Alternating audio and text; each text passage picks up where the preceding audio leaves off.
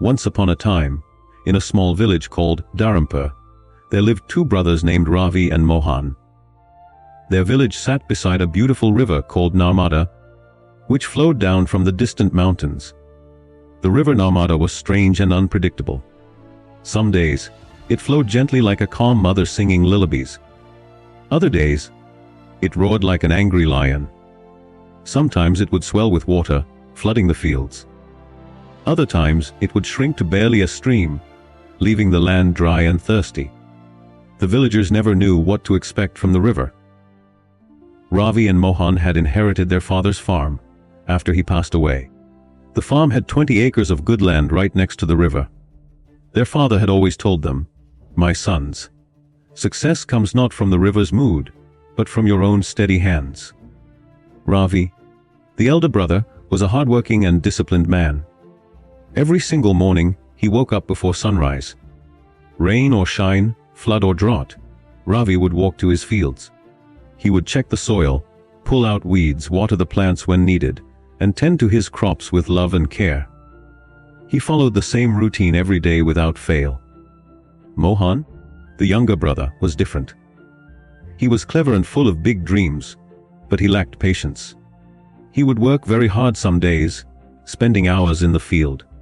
But other days, when he felt tired or uninspired, he would sleep late and skip his farm work entirely. "What is the point?" he would say. "The river does whatever it wants anyway. Why should I break my back when nature is so unpredictable?" In the first year, both brothers planted rice. The river behaved well that season, providing just enough water. Both brothers had a decent harvest. Mohan felt proud. "See, Ravi, even without working every single day, I got a good harvest." "You worry too much." But Ravi said nothing. He simply continued his daily routine, never missing a day of work. The second year brought a terrible drought. The river Narmada shrank until it was just a thin line of water. The sun blazed mercilessly in the sky. The village suffered badly. Many farmers lost their entire crops. But Ravi had prepared, because he visited his fields every day. He had noticed the water level dropping early. He had dug small channels to bring water from the deepest part of the river to his fields. He had mulched his soil to keep moisture in. He had chosen drought-resistant seeds. His crop survived, though it was smaller than usual. Mohan, however, had not noticed the drought coming. He had been busy attending a wedding in another village, and had not checked his fields for 2 weeks. By the time he returned, his crops were dying. He tried to save them, working day and night, but it was too late. He lost almost everything. "Bad luck," Mohan sighed. "The river betrayed us this year." The third year, the opposite happened. The monsoon rains came with fury, and the river Narmada swelled like a monster. Water flooded the fields. Many farmers watched helplessly as their crops drowned under the muddy water. But Ravi had built small barriers around his fields during the dry season, a little bit each day. These barriers diverted the excess water away from his crops. He had also planted his seeds on slightly raised beds, which he had prepared over months. When the flood came, his crops stood above the water, safe and healthy. Mohan had done nothing to prepare. "How could I know the flood would come?" he complained. "Last year was drought, this year is flood. The river is completely mad. There is no point in planning." His fields flooded completely, and once again, he lost his harvest. Years passed. Ravi's farm grew more and more prosperous. His consistent daily efforts meant he was always prepared for whatever the river brought. His soil became richer because he added compost regularly. His channels and barriers improved each season. He learned which crops worked best in different conditions. His barn filled with grain, and he had money saved for difficult times. Mohan's farm, meanwhile, remained unpredictable. Some years were good when luck favored him, but many years were disasters. He had no savings, no preparation, and no systems in place. He would swing between hope and despair, working intensely after failures, but then becoming lazy again when things improved slightly. One evening, after another failed harvest, Mohan sat under a banyan tree, feeling completely defeated. His wife and children depended on him, but he had no grain to feed them.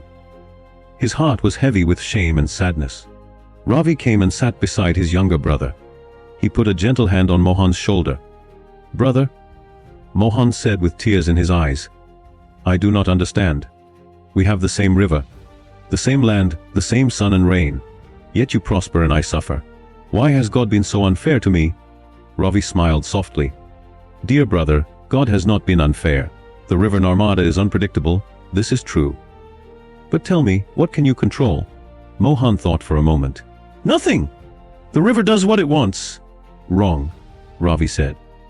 "You cannot control the river, but you can control yourself. You can control whether you wake up early or sleep late. You can control whether you check your fields daily or skip days. You can control whether you prepare for disasters or hope they never come.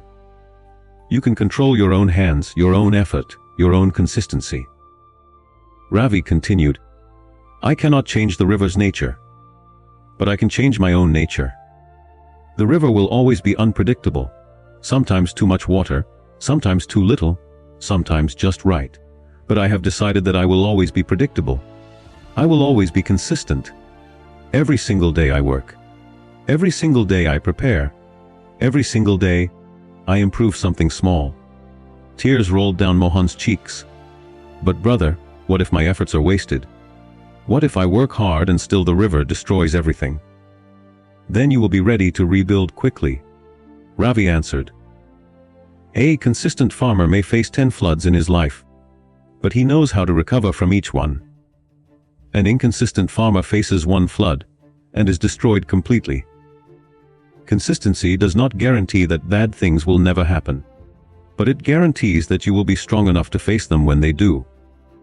Ravi stood up and helped his brother to his feet. "Come, Mohan. Tomorrow morning, wake up with me. Let us work together. Let me teach you what I have learned. It is not too late to change." From that day forward, Mohan transformed himself. He began waking up early every morning. He worked on his farm daily, rain or shine. He learned from Ravi's methods and adapted them to his own fields. At first, it was hard. His body ached, and his mind wanted to quit. But he remembered Ravi's words. "The river is unpredictable, but you must be consistent." Slowly, year by year, Mohan's farm began to improve. He built his own water channels. He prepared his own barriers. He saved seeds and grain. He never became as prosperous as Ravi because he had started late, but he became secure and happy. His children never went hungry again.